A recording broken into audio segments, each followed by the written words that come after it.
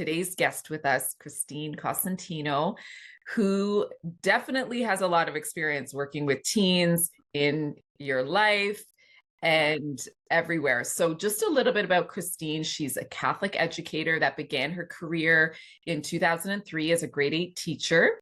So throughout her 20 years of education, which she's celebrating this year, congratulations. She's worked with grades 7 to 12 literacy program. She's done secondary religion, history, politics teacher. Oh, I remember my politics teacher. I loved him. Right? That's amazing. Yes. She's been a vice principal and now she's a principal. In addition to fostering faith-forward school cultures, she is committed to promoting equity and wellness in all aspects of school, from the curriculum to daily operations. With a student-centered approach to all she does, she has never forgotten her days in the classroom and credits any success she has experienced to date to her connection with kids and their families. So now you know why we wanted this incredible woman to talk to us today, because just listening to that, and it so shows in everything you do. So thank you for being here. Thank you. I appreciate the invitation. Not every day you get to just talk about what we do, because I don't think we take the time to think about what we do. We do it.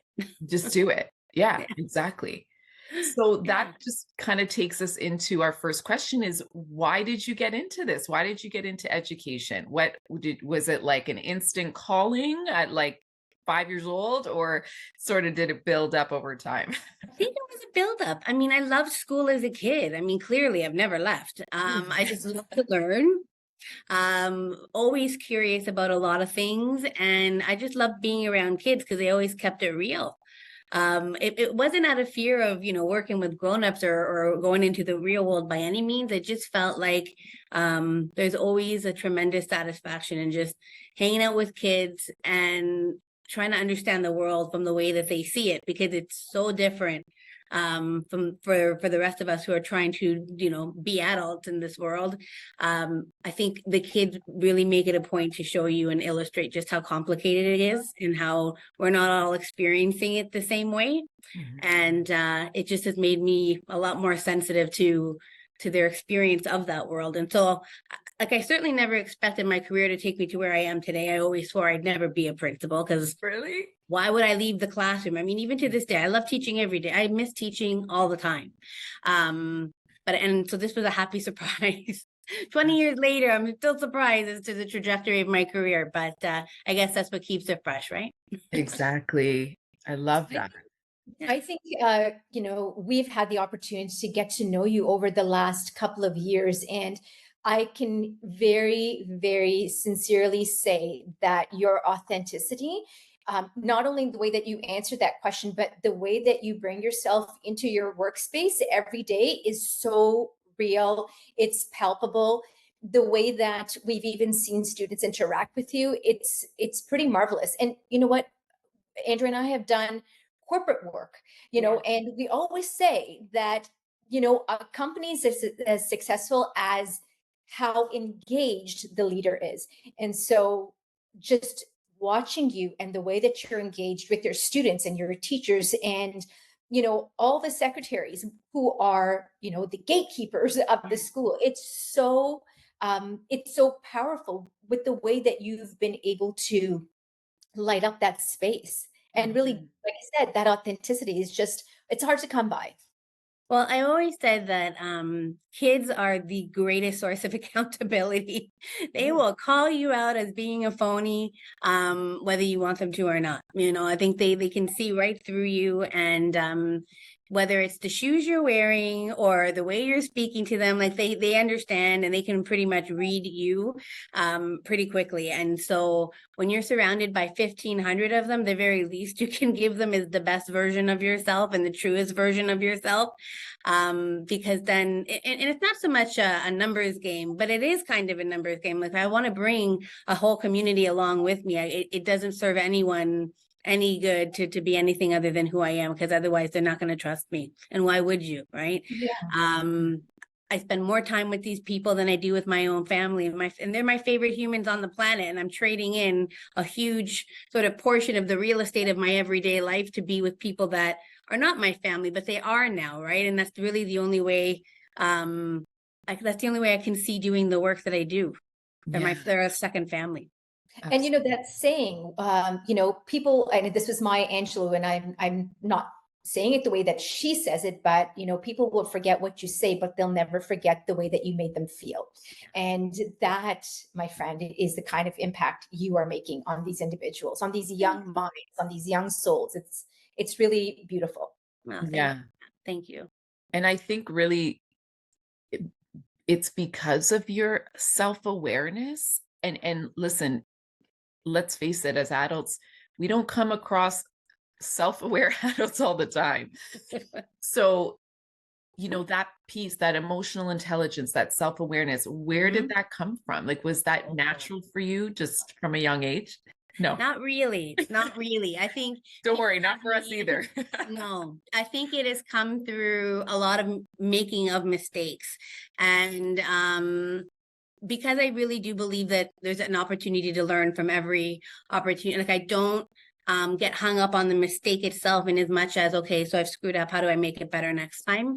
I've been blessed in my career to have some very, very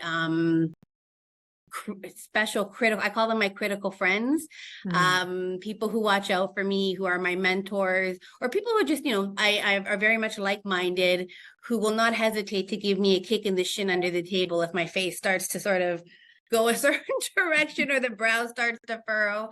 You need friends like that to kind of keep you in check, because I think it's so easy to, because of how emotionally invested I really am in my work, it is very easy to let all of that passion sort of overflow sometimes. And I don't think passion is a bad thing. I have learned in all of the different, capacities that I've worked over the last 20 years that sometimes passion does not read as passion. It reads to some people as aggression. It reads to some people as even anger. And even though there's not a stitch of anger to be attached to whatever it is that you're feeling in that moment, not everybody necessarily reads it the way that you're trying to convey it. And it has been a lot of trial and error. And actually, all of the different positions that I've held over the years, the closer I've gotten to positions of leadership, the more sort of acumen I've accumulated, simply because you're now interacting with different types of stakeholders in the organization. And the only way you get them to understand where it is that you're coming from is so that is to make what you're saying more palatable. And sometimes it's your tone, or sometimes it's the face. It's never the content of what you're trying to deliver. It's just how you're trying to sort of convey it. And so I have a lot of dents in my shin for years of being kicked under the table, but they're my war wounds that I wear the proudest, because to me, at least, I obviously learned something along the way. So lots of mistakes. And because I'm a big Star Wars fan, I always hold on to that very famous saying from Master Yoda: failure, the greatest teacher is. You have to fail a lot to figure out who you are and what you want. And you have to talk about your failures openly. And I feel when you do that, people feel like they can make mistakes too, and that it's not going to cost them anything more than a day or two of a setback, Yeah. But that lesson is hard for people to learn, and to like realize that it needs to happen in order for progression and for transformation to happen. Right? Like, a lot of people will just keep getting kicked in the shins and still don't change. So like, was it, like, do you just chalk it up to, being a person that wants to learn? Like, I mean, you said you loved school, so you probably want to learn, but why you could have totally turned the other way and been like, forget it, I'm going to do what I want. But I think, again, like on account of a very fabulous mentor who's been looking out for me since the start of my leadership journey, she says, you can continue to do you. You can do you, and you won't move from the spots that you're in. And then for somebody who's just aching to just help kids, because really, I was very content in my classroom to do my own thing in my own four walls, however I could, get kids engaged. But I ventured beyond the classroom because I wanted to help kids and help their families, and not the ones who, who would do it in spite of me, but the one who needed an ally along the way. And in order to get any movement, you have to really look deep and say, what is it about me that needs to shift in order to make the movements that I need to make? I hopefully one day, aspire to leadership opportunities beyond the principalship. And the only way that I think people will buy into anything that I'm about, in that beautiful introduction that you gave, which is me in a nutshell. But in order for people to actually believe that, it's gotta come out of how I speak, of how I comport myself. Otherwise, I come across as a giant fraud, right? And I won't be able to help anybody. And it's not, and like, it's funny, someone, I teach a principal's sort of discernment type of program for leaders who are wanting to be a principal. And they said, well, is it like an act that you have to put on? And I said, no, because people will see right through that. You have to be willing to transform on an almost minute to minute basis, just because what is needed of you, what is required of you is changing every day. And you have to be as adaptable and as flexible as you can. But that has to come out in the way that you speak. It has to come out in the way that you engage and encounter other people. Otherwise, you'll stay stuck. And whatever mission that you're on to help anybody becomes very limited in terms of your ability to cast a wider net and access more resources. So I have a question for you. So how do you keep that centered, right? Because you seem like a very strong individual, but there are a lot of people that will come into those roles and they'll start veering away from who they really are because they want to please the administrators, or they want to please the teachers, or they want to please the students. So like, how do you stay grounded and centered? Because I think that would be the key for anybody that's in a leadership role. Sure. I used to think that, teachers who left teaching to become administrators were traitors. And I really did, only because I guess I kind of used to think that way, because why else would you want an office when you have the privilege of hanging out with kids every day in a classroom and just creating these beautiful opportunities? I stay centered because I keep the kids at my focus, and yes, I have policy and procedure to follow, and that doesn't mean that I can't still do that and meet with my professional obligations and still be a loyal employee of the organization, but it doesn't become a one or the other if I make very clear what the needs of the students are, how they align with the work that we're trying to do in our system. Again, it's very much in, you don't have to be the bull in the china shop to get the message across. I pray a lot. For that serenity to sort of, because it's not, and it's not that it's not natural to my character. I think people see me as somebody who is very direct and very outspoken and not afraid to say what needs to be said. But I've learned how to reframe the conversation in a way that is not threatening to people. That it's not because we are failing this kid, it's because we have an opportunity to bring light to this human being's life. And sometimes when you just reframe the conversation a little bit, and it takes a more positive spin, people are more willing to get on board with what you're trying to do. And it's not even a thought in people's mind that you're just trying to sell out. You know what I mean? I really don't think that most of us come into leadership because of all the glamour, because there ain't no glamour, I'll tell you that much. It's hard. It's getting harder every day. And no amount of remuneration makes up for the extra hours that we put in. And we do it because we love what we do and we love our kids, because it's the right thing to do. And so I think so long as we just keep whatever kids and families need at the center of what we're doing, like the sellout, it almost never happens, I don't think. Yeah, I think that's important. I mean, just the fact that you said that, keeping the kids at the forefront of of whatever you're doing. Yeah, that's really important. So what kind of issues, so now you're in high school, you're high school principal. Yeah. And I know you've been to, is this your second or third school? With my third school as principal. Yeah. Third school as principal. Amazing. So what kind of issues do you see that are kind of coming up in general? And would you say they've kind of always been there? or have they heightened since COVID? I know that it's almost like we're living this like pre and post COVID world. It's like I'm like, when are we going to stop talking like that? But Oh, I I still know. kind of think we're still in that world. So what do Yeah. you see coming up the most? I feel like we're going to be in that world for a few years because stuff has to work itself out. Yeah. I can certainly draw a line in my career in terms of that pre and post Right. paradigm.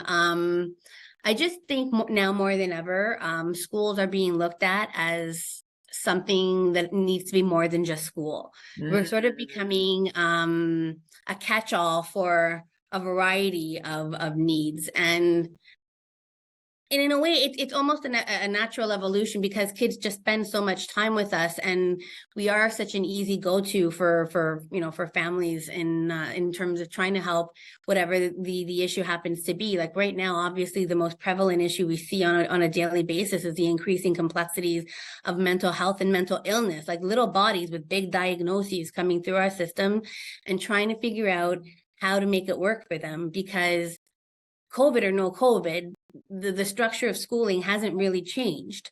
And what we're seeing more and more is that a lot of kids are just not meshing with mainstream structures. And so now we're having to get a little bit creative within the rules that exist and within the frameworks that exist. Like how can we make it tolerable for kids? I never had this conversation at the start of my career, that the idea of making school tolerable for kids was not something that I ever said out loud, but kids are having a hard time because they went through 3 whole years of less socialization. And I think what people underestimated greatly was the role the schools play for the entirety of civilization, not just kids, but grown-ups too, in keeping us, connected with one another in just the simple social graces. Like we forgot how to have conversations and things like manners, like all of that kind of went to the wayside, and we're having to sort of start from scratch, even with our big kids, who spent so much time in their bedrooms and closed their door and shut off their screens. And so they're learning again, about even simple things like standing in line at the cafeteria and why they have to be patient. And, it's little things we never expected to have to spend so much time having conversations with them about.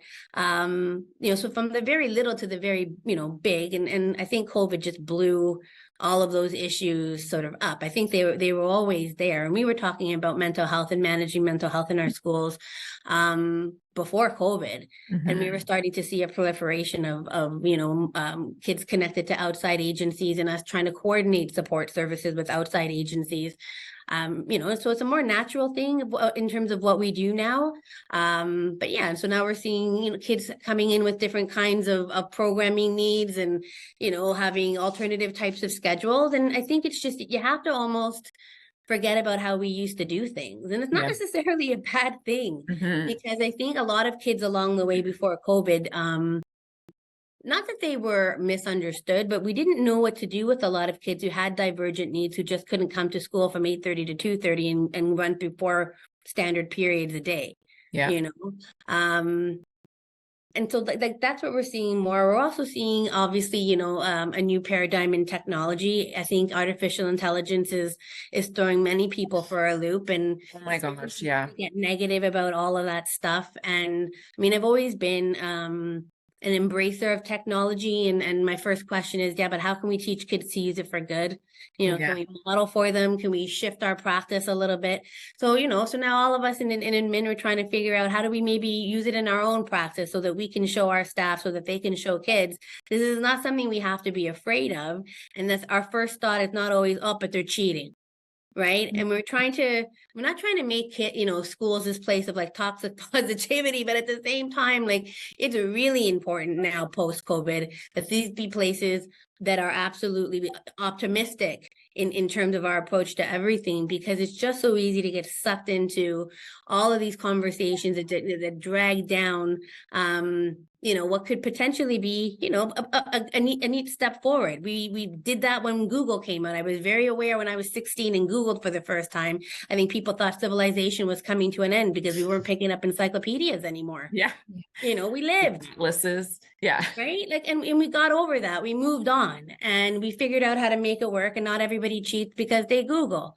So I mean, I don't mean to make light of that, because some people are, they're legitimately concerned There's these are the kinds of things that we're dealing with. And also just in general, it's not just kids who need us, it's the grown-ups too, who have needed us more now than ever. And adults needing help with coping and problem solving. And so I feel like we've become, so the main office is like a triage center now. And that's okay. It just means that now we're interacting with people more on much more deeper issues, and it's really forcing us to up our game a little bit as far as our own sense of emotional intelligence and our ability to solve problems creatively and effectively and efficiently. Yeah. And you know what? I think that's so true. And you started by saying that, school is become this extension of our home, of our lives. Yeah. And I think it's always been like that. It just never was looked at like that. Yes, you're right. Right? Like, because we all remember going to school. It was like our freaking lifeline. Like, I just couldn't wait to see my friends. And then if something happened, it was like, oh, and oh. But still, like, the discipline and the value system and everything was still kind of looked at as it starts at home. It's in the house and that's it. So, but it's so true that, schools become that extension and it has to be looked at like that. And the admins and the teachers have to also look at it like that too. Like, you are not just showing up every day, teaching your course and walking away. Like, you're having this massive impact on these children's lives. And again, I think it comes with that awareness piece as adults. If we elevate our awareness to that fact, then we can do so much better in, the time that we have with these kids, right? Because I think you can probably admit it's not just a job. No. Right? You're definitely not in it because you clock in, clock out, and you forget about it. You bring these humans home with you. And I've got humans waiting for me at home to be present for them, but it's really difficult to shake off a bad day sometimes, or a day where you've been confronted with the realities of somebody's life and they're coming to you to help figure out how to A, get their kid back in school, or B, deal with this addiction issue, or my kid is in desperate need of some sort of therapy. How do I where do I start? And some parents are so overwhelmed because who could ever really predict the trajectory of a kid's life anyway, other than the way that you saw your own going forward, right? And so we feel like we have to ally more with parents too, because they don't necessarily know what the variety of options that are available to kids these days are. And I think they get so anxious, or because they only understand a certain way of navigating the system, that they start to panic a little bit when things kind of veer off the beaten path, if you will. And so we do a lot of work with parents, I think now more than ever, just to get them to understand, like, there are so many options. Just because the kid needs a plan B doesn't mean life is over. And we have that conversation with kids on the daily too, because they don't want to disappoint people. I don't care what anybody says. There's not a teenager I've ever met in all my years who really doesn't care what people think. They care what people think about them. They are absolutely petrified of disappointing their parents. And they're pretty aware of what the people in their schools think of them too. And they really don't want their teachers to think anything other than good things about them. And I said to teachers, you'll never ever be able to fully appreciate the extent of the impact that you'll have on somebody's life, especially not while they're in front of you. It may be years down the road where you run into them in the grocery store and they say, hey, thanks for that year. You know what? And it's like you said earlier, Shar, it has nothing to do with curriculum. It has everything to do with how they felt, for the 90 minutes that you were with them. Because for us, I really think education is more about encounter than it is about pedagogy. I mean, pedagogy matters too. Good teaching matters. But it begins with just a basic encounter. It begins with, like, did the kid really feel like you heard what they said? Are you listening to them? Like, do you recognize that, that they've worn the same thing 3 days in a row, that they're a little paler than they've been in recent weeks? Like, are you paying attention to those things?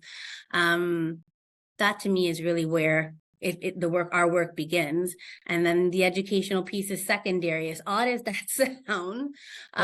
You know, like you can't really get through curriculum when a kid's not okay. No. So the position that we have in education is so privileged. It really is.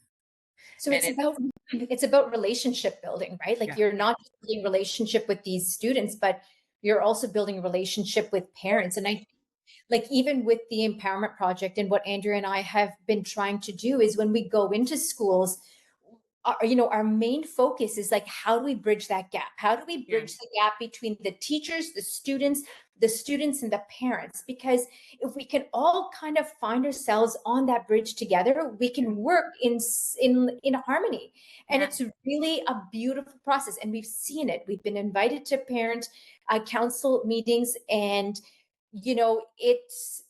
it is beautiful what comes up, and it's beautiful how parents are open and ready to share their stories. It's beautiful how they become so vulnerable and they feel so supported. And like you were saying, building community, all of a sudden everyone feels like they're a part of something, right? And it's not just to them on their own. Right. Sure. And, even when we talk about COVID and we talk about our kids and what they showed, how they showed up at school, a lot of our kids were mimicking what the parents were doing at home. So they've come to school mimicking behavior and not even understanding how that behavior, how that behavior is impacting what's happening at school. So again, these meetings, these interactions, the building of relationships, the spending the time to listen and pay attention, it becomes crucial in their development. Mm-hmm. Absolutely. And what I love about your message though is that it's well within your control. And I feel like in a world where there's so little control over a lot of things, how you can actually control or have some sense of control over how you respond, I think is a really important message. And I think that's one of the things that has been the success of your message in our schools is that it's not just left to let's see how things happen, that there are intentional things that you can do, intentional habits that you can start to build that can help you to gain a sense of self-control. And I think that's the one thing parents are really needing, especially when raising teenagers, that they need to know that they're in control of their own emotions, their own sort of behavior, so that it doesn't get the better of them dealing with these, bundles of hormones who don't know what to do with themselves on the best of days, Exactly. And it sounds like every school needs a proactive approach versus a reactive approach. Absolutely. Which is, I think, what was happening, pre to, COVID, but it's now proactive. Like, what are we doing? Like, how can we be proactive, make sure that this doesn't happen again? Or before someone really falls off, the cliff, we need to do something now. Agreed. Exactly. And I've been absolutely loving your hashtag 20 years in ed posts. Me too. I'm so like I can't heart them enough. But like on this topic, and if like they literally came to my mind was two of the posts that you put up. One was behavior is communication, which is like, and the other one is students who are the most in need of love will demonstrate it in the least loving way. Like, so you obviously, this is like you're writing this from experience, right? 100%. I learned to stop taking things personally a really long time ago when I finally understood that it's never about me. It's hard to be a human in this world, much less a 14, 15, 16-year-old who has limited life experience and doesn't know what to do with all the feels that they're feeling, or when they find themselves in what should be considered a relatively grown-up set of circumstances, and then they're left to their devices to navigate that. So to see somebody lash out, like, to me, I'm like, if that's the worst thing that they're doing, thank God, at least there's still hope for them. And I'm not sure if it was the years that I spent in alternative education working with kids who they didn't fail the school system. The school system failed them in the sense that they just couldn't figure out a way to help them find their spot. Like I said earlier, not every kid fits the mold of what standard mainstream schooling is about. Sometimes kids, I always operate on a sort of an A day, B day. We come to school on an A day, even if we're not feeling good, but we can make it through the day, all 4 periods, and we can go home feeling like we've accomplished something. But then there are B days, and these kids still show up to school on a B day, but there's no sense of self-regulation. They're angry, they're hungry, like there's all kinds of things, but they cannot possibly be made to go to class. What then do you do? They still show up at your door. They still need to feel like somebody cares, somebody sees them, and that day was worth something, so that they come back again tomorrow. Because for me, the greatest success for most kids is coming to school every day. And sometimes people see that as, well, why are you lowering the bar? I said, sometimes the challenge of just coming to school and overcoming just that is enough for one day for one kid, depending on the life that they're coming from. So it's not so much lowering the bar. It's just saying, hey, you're going to keep, if this is a momentum that we can keep going, then sky's the limit. When we get to the 5th, 6th, 7th, 8th day, we can start to do a little bit more. Anytime I've dug deeper into a kid who's lashed out, a kid who's gone on a bit of a swearing tirade, or a kid who comes to school under the influence, or whatever it is, it's because they're coping with something that they don't have the skills or the wherewithal to cope. And you find out that something has happened, or there's something that has gone, that's breaking down in a really important relationship, and they don't know how to fix it. They've disappointed their parents, and they don't feel like they can go home. Like, there's a whole gamut of different types of experiences I've had with kids over the years, and they do it with you because you're safe. They can swear at you because they know that at the end of it, you will offer forgiveness, because you mean that offering of forgiveness, because at the end, because they know that you know them. They know that they're not coming from the best of places, and that you're not going to hold that against them. And that I really feel like that's what kids need, and that's what they need out of educators these days. They just need to know that. And it's not that they're taking advantage of you either. I take exception when people say, "Oh, well, you're becoming a bit of a doormat here." And I said, it's not really that. They just need to know that at their very worst, that I will choose to still see the best in them. And if the best in them that day is at least they were honest with me, or if the best in them that day is at least they showed up, then I'm going to take it. Because that's a building block of, like you said, of whatever the relationship I'm trying to hang on to, so that they will always come back. Because if I can steer them in the direction of a community service, of a school-based service, I'm going to have a heck of a lot more success doing that with them in the building than if they're not here, so. Wow, that's incredible. Yeah. So would you say that that's your main strategy when, and I know, different cases come into your office, is just listening, being a good listener? Is that like probably, if you were to, because, we have parents that are listening to this, probably teenagers too are listening. And so would you say that's sort of like on the top of the list? 100%. I think as I've sort of progressed through my career, I talk less. And the less I talk, the easier it is to see people, to hear what the actual problem is. Because I think we're so fast to try and find quick solutions, to just move on to the next, because so many people need a piece of us, that we miss really key indicators as to what's actually going on. So sometimes it's me and a kid, and we're in a room and we're not saying anything. And I'll just wait, and I will wait that kid out when he or she is ready to tell me what needs to be said. And maybe it's not that day, maybe it's a couple of days later, and we keep coming back. But yeah, I find that when you're listening with the intention of just wanting to just understand, you get a better outcome. Whereas I feel like just because we get so overwhelmed with volume, just there's so much to deal with, and when you listen with the intent of just trying to respond, you're not actually hearing what's being said to you. So yeah, listening is absolutely at the top. And just trying to be as empathetic as I possibly can. I mean, the reality is I get teased every day by my parents still, and God bless them. We raised you like the Brady Bunch. How can you possibly understand what kids today are going through? It's true. Yeah. I have no idea what it would be like to grow up in anything other than just a traditional nuclear family. Like my parents have been married for, almost 50 years, and we had dinner together every night, and we went to church. Like it was pretty standard, straightforward. And it wasn't until I entered the school system as an educator that I realized, life's not really like that for a lot of people. And so how on earth do I possibly begin to relate to an experience of the world that I have no experience of?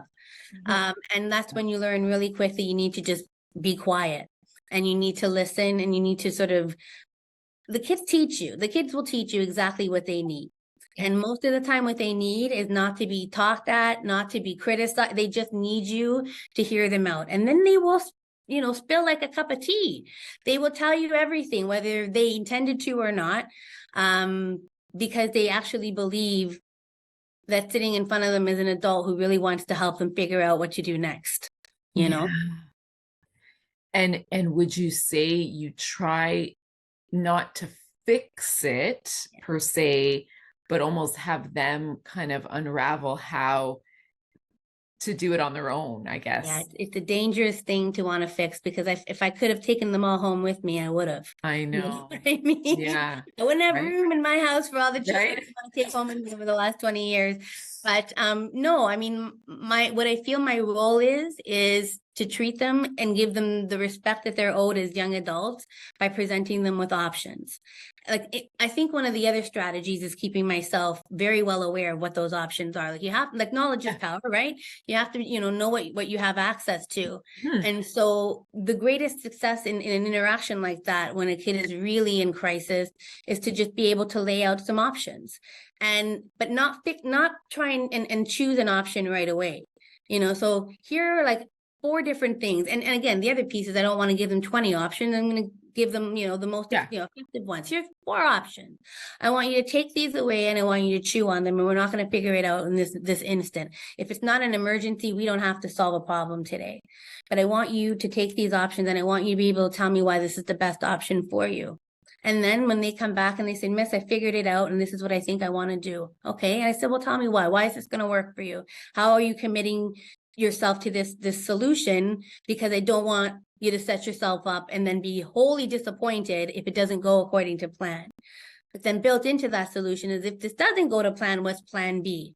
Right. So I'd like to think that I'm a co-author of a solution, and not so much here's how I'm going to make you feel better today. They don't need kisses on the forehead. They do sometimes. But for the most part, what they're looking for is, how am I going to feel better for the long run? Immediately, your hug, thanks a lot, miss, but that's not gonna help me tomorrow. Yeah. So that's how I like to approach things. And that's actually really interesting, because when I went to even chiropractic college, and we were learning how to talk to patients and ask questions, we were always taught the Socratic method. And the Socratic method was, well, what do you think? And how do you feel? And so what that does is it puts the power back in their lap, because sometimes when they come to you, they feel like they have no power, and they have no ability and no sense of understanding at all. But when you ask the right questions, they start realizing, I do have the power to make this decision. And actually, I do know the answer. I just have to dig a little deeper for it. So I love the fact that you do that, because I think we don't give our kids enough credit. They're actually very smart individuals. It's about us understanding how to tap into that intelligence, because it's there, it's present. They might not have the proper, soil. Maybe it wasn't planted properly, but it's still there, right? We can 100%. still uncover that gift that's sitting within them. Yeah, I think they rebel against statements like, well, I know what's best for you. I've never ever been in a conversation with a kid and anybody else where that's been said and it's been well received. I really feel like in the time of their life where they're just trying to figure out who they are, and at their core, they know exactly who they are. What they're trying to figure out is, how do I present myself to the world in a way that it will keep me safe, basically, safe and free from rejection, safe and free from harm from other people. And even if it's the person that they know loves them the most, whether it's their parent or their guardian or even another, educator, and someone says, well, I know what's best for you, we really should do this. It's a guaranteed, deal breaker, because they want a little bit of agency, and we don't do them any favors when we try and fix their problems for them, because on the one hand, you fix their problem, but then on the other, we say, well, now you're about to enter the adult world, figure it out for yourself. Like, how do you, it is a tremendous disservice. You know what I'm saying? Like, we tell kids about the real world all the time, but we don't really want them to participate like they're in the real world. I have a hard time with that. So that's why I try and empower kids as much as I possibly can.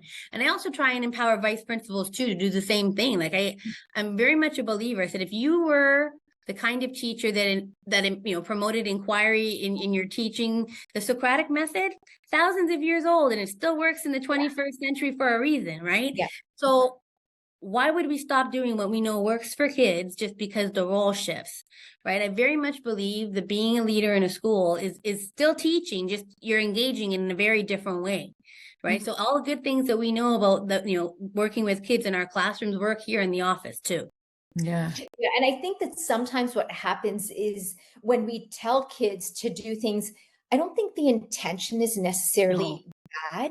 It's not like we want to help you and do everything for you. So there is that element of love, but there's also an element of fear. Like, Yes. I don't want you to fall down. I don't want you to fail. Again, because that ends up also being a reflection on whoever they're talking to, whether it's a parent or a vice principal or a principal or a teacher. So, but I think you have it spun the right way. Like, our kids know their knowing, I feel, is sometimes even deeper than our own. So giving them that opportunity to really uncover what that is that's the gift. I think so. I just think they just want they need to know that the people who love them the most believe in them. And when you give them the opportunity to make a decision that it's going to impact the outcome of their life in some way, shape, or form, it's the vote of confidence that they need. And I think that's the kind of wave you want them to ride, because I think longer term, you sustain a greater outcome. Exactly. And so would you say that that parents and teenagers alike should use the admin or even the school institution more for that support? Like, I think obviously a lot of them are, but do you think a lot of people don't even realize that you guys are there to be of service in that space?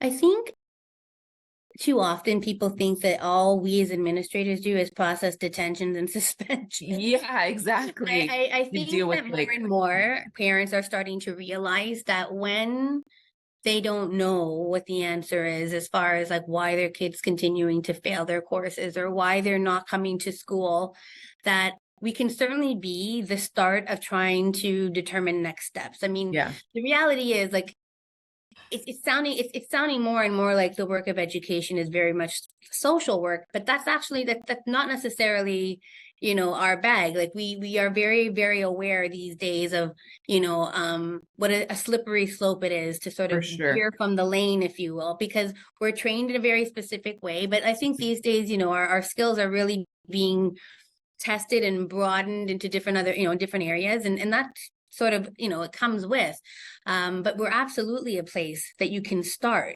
if you just don't know who to turn to next. And we may very well say this might be a really good conversation with your family doctor, and that's certainly not because we're trying to slop it off. It's because if we're starting to realize that this is something that's a little bit more medical, you may want to actually talk to a medical professional. And afterwards we can kind of coordinate and make sure that whatever therapeutic supports you're receiving outside of school, we can coordinate it and make it work here at school. But yeah, I think there is sort of, I don't know if it's an uneasiness or if it's just, an unawareness or lack of awareness that, our job is a lot more than just running a school. It's changed quite a lot and I've only been in admin for 12 years. It's changed dramatically in the last 12 years in terms of the kinds of work we do with parents. Yeah, I can imagine. That's Mhm. great.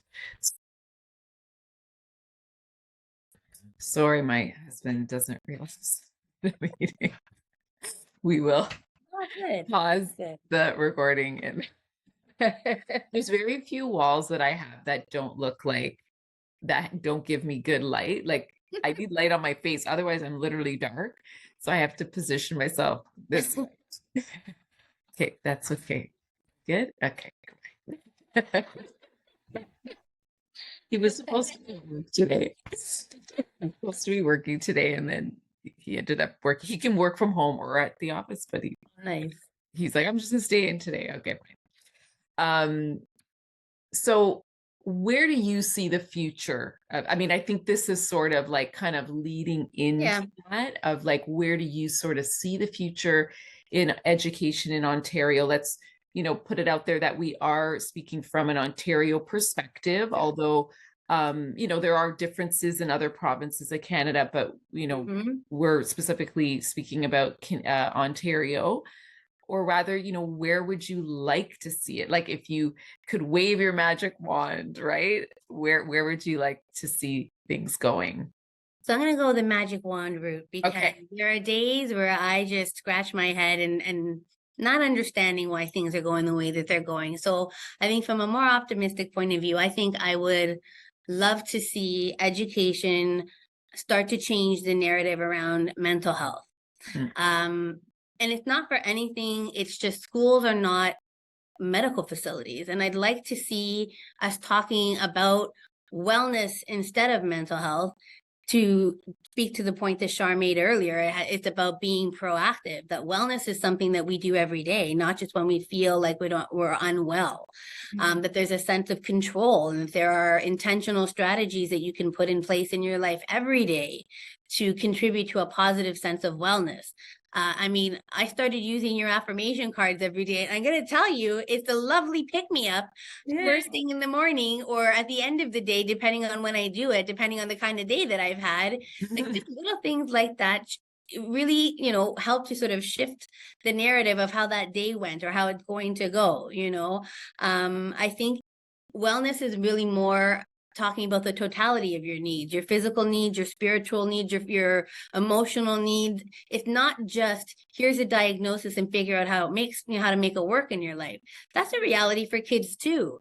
But we often don't talk about wellness as a positive, proactive approach to just living in general. So I'd love us to start adopting more of that kind of a narrative.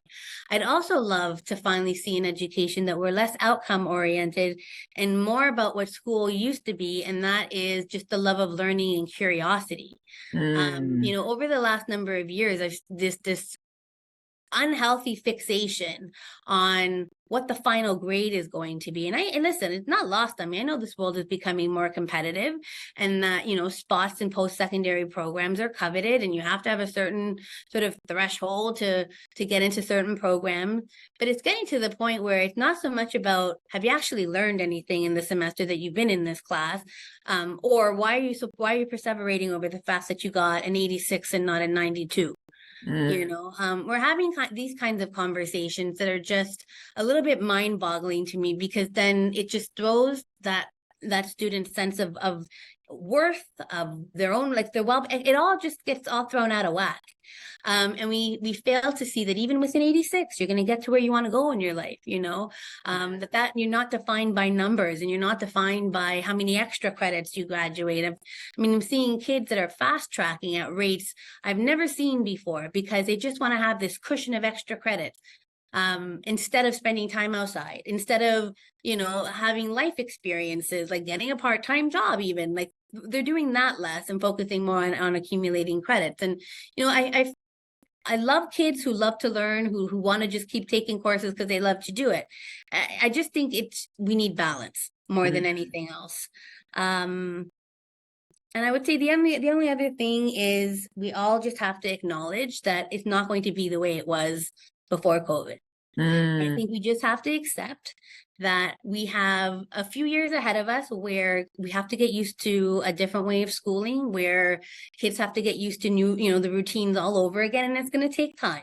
And that means a lot of bumps in the road, and it means a lot of patience, and it means a reculturing, if you will, of what it is to come to school every day. And it's going to take time, and it's not something that can be fixed overnight. So that's where I would like to see things going. I mean, of course, I'm only speaking for myself, but all the other stuff tends to work out for itself. You know what I mean? Yeah. We still deliver courses. We still have all the, these great events at our school. Things will always happen. It's just there's a lot of sort of peripheral attitudes, I feel, that needs to be shifted in order just for us to do the work in a more positive and I think healthy way. Yeah. I think that in order for us to rebuild, period, things need to break down. So, with COVID, things came crumbling down, and I truly believe that this is an opportunity for, schools and school boards to really rebuild the education system. And hopefully in a more in a way that's really addressing the kids' needs, the parents' needs, the teachers' needs. And like you were saying earlier, you used the word neurodivergent because that was something that people frowned upon if you were a not neurodivergent learner, but really taking the opportunity and to embrace these learners and see what they have to offer, which is a lot actually. But this is the opportunity that we all have, like as a community, to rebuild our schools and make them a place where our kids are really coming out as not only world-class learners, but world-class humans. And so would you say, in order for that to happen, there needs to be some change in attitudes and in perspectives from that higher level of decision making? And I think we are. I think we are making the shift towards understanding that emotional intelligence has mattered more than ever before. That really it's not that school comes second, but we need to make sure that our learners, and that means the grown-ups as well as the young one, the capital L learner, that all of our learners are okay. Our human resources and our employee assistance programs are doing the very best that they can to support the needs of our staff. And it's been needed now more than ever because like 7 billion people came out the other side of a singularly traumatic event in 7 billion different ways. And so how do you start to like what do you do with that? Like that's a lot to cope with. But obviously it forced a reset, right? It forced a reset in terms of, how do we start to identify when teachers are in crisis in as much as, when kids are. I feel like administrators are becoming, because we're the front line, and I understand that, and I'm not going to take away from the work that teachers did over the pandemic in order to just make that whole experience okay for kids. But what I don't think often gets said enough, and I'm going to, as a shout out to my own colleagues, we ran schools from our kitchen tables and we made it okay for everybody. And I think our senior team acknowledged the work that we did through the pandemic, and we were very much supported. Although it was like we were all leading in the dark.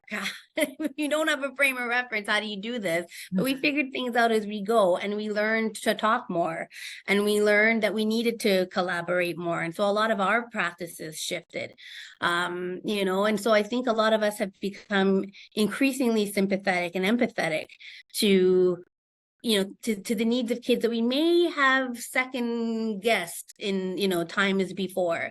And now we're taking those things much more seriously. Not that we never did, but we're certainly taking it to a much, a greater extent that, maybe this is a lot more serious than is being presented. Like we're a lot more thorough, I find, in how we're providing service to kids, just because the time is what it is. We're not letting anything to chance, and it's not because we're worried. It's just because we want to make sure we're taking the best possible care of our kids and the teachers who take care of them. So we're like shepherds of big flocks of different types of sheep. Some big, some small. But I feel like overall as a system, we are definitely moving towards a much more holistic approach to the way that we do our work. So it's just going to take some time. Yeah, for sure. That's amazing. So just to wrap it up, and I know this is a big question, but if Mhm. you were to finish this sentence, Mhm. in 20 years of education, what do I know for sure? Like, what do you know for sure? Okay, I wrote these down because I didn't want Okay, to forget them. good. So I said, we must be a source of hope for kids, first and foremost, that prioritizing building relationships is absolutely critical, Mm, that people like me, principals everywhere, every day, we're doing the best that we can. mm. What we know today will change tomorrow or maybe the next half an hour. Or 5 minutes, Um, 5 minutes. yeah, every encounter shapes and reshapes my thinking and my approach to some extent. That as long as I keep my kids at the heart of everything I do, I really can't screw up. That the greatest teacher is failure, and that if our kids don't leave our schools as better humans, we've failed. Those are the things I think I've come to know to be true. Oh, That's beautiful. oh, oh, I love you. I'm telling you, we need to like clone you and like Oh no, you. listen, there's lots of amazing people, There are. and I'm blessed to call them my colleagues, Yeah, and we just love what we do. And some days we leave wishing that we could do more. But I think our kids know that our schools are safe places where they can just be the best versions of themselves. And yeah, it's really a blessing to be able to do this sort of thing. It's the greatest surprise of my life that this is where I've ended up, but I'm a very strong believer that God puts you where he needs you. So that's all I can figure out is in terms of why I ended up in this seat that I'm in today. So exactly. Yes, yes, yes, So yes. Oh my goodness, Christine, this has been such a great conversation. I think yeah, it was a lot of fun. so much to take away, so much that we as parents can learn from this.